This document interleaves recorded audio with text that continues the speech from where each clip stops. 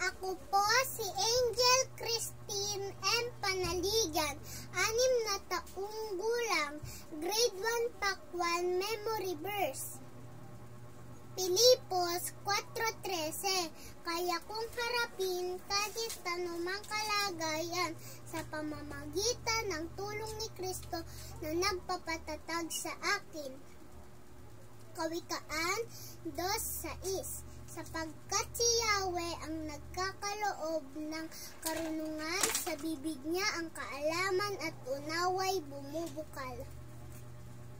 2 Timothy 1:7, sapagkat hindi ibinigay sa atin ng Diyos ang espiritu ng pagkatakot, kundi ang makapangyarihan at ng pag-ibig at ng isang mahinahong pag-iisip.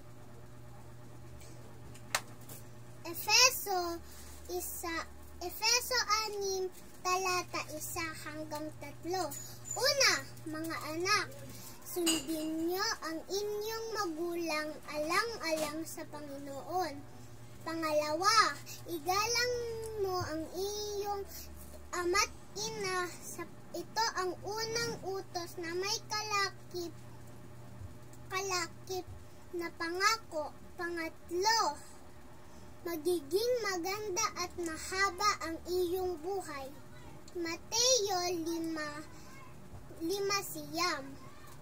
Napalad ang mga gumagawa ng paraan para sa kapayapaan, sapagkat sila'y ituturing mga anak ng Diyos.